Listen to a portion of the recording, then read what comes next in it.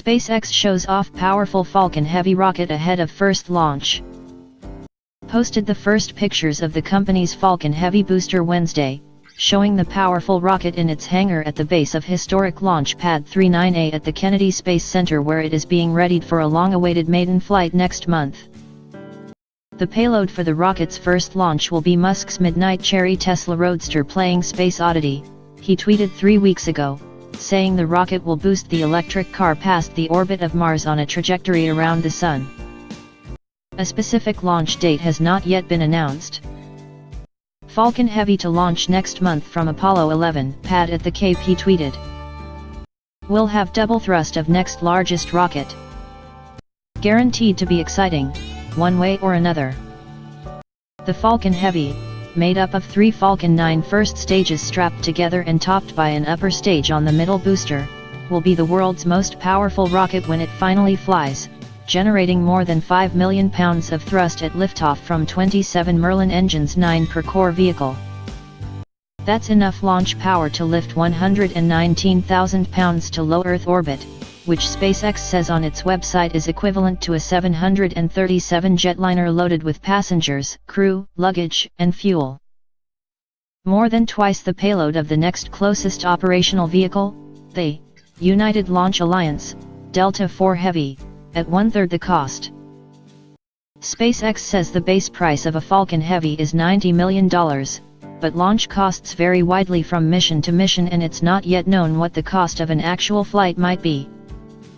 A SpaceX video showing animation of a Falcon Heavy launch is posted on YouTube.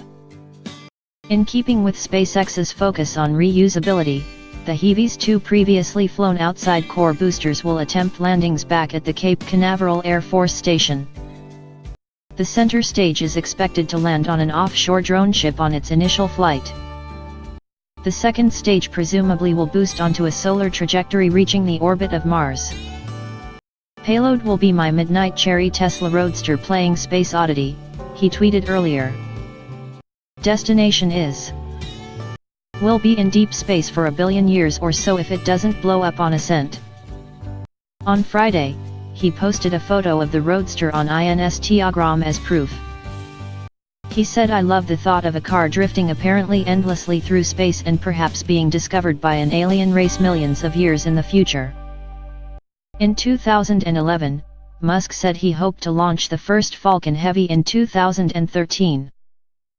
But development was delayed by a variety of factors, including work to recover from 2, 1 in flight and 1 during and work to convert Pad 39A at the Kennedy Space Center for use by SpaceX. In addition, designing and building the Falcon Heavy, making sure it can withstand the enormous structural loads of launch and the stresses generated as it climbs out of the thick lower atmosphere, has been more complex than originally believed. At first it sounds real easy, you just stick 2 first stages on as strap-on boosters, but then everything changes, Musk said in July.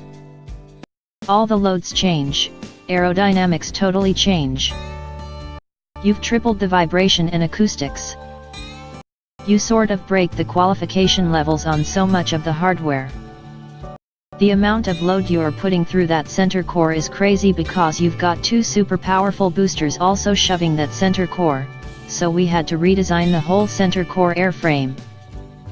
It's not like the Falcon 9 because it's got to take so much load.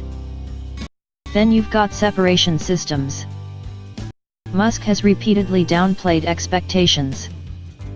There's a lot of risk associated with Falcon Heavy, a real good chance that that vehicle does not make it to orbit, he said of the maiden flight. I want to make sure to set expectations accordingly. I hope it makes it far enough beyond the pad so that it does not cause pad damage. I would consider even that a win, to be honest. It is not yet clear how the Falcon Heavy will fit into SpaceX's long-range plans. Musk announced another even more powerful rocket earlier this year known simply as the BFR, intended for interplanetary spaceflight. Initial flights to Mars, he said, could be possible by the early 2020s.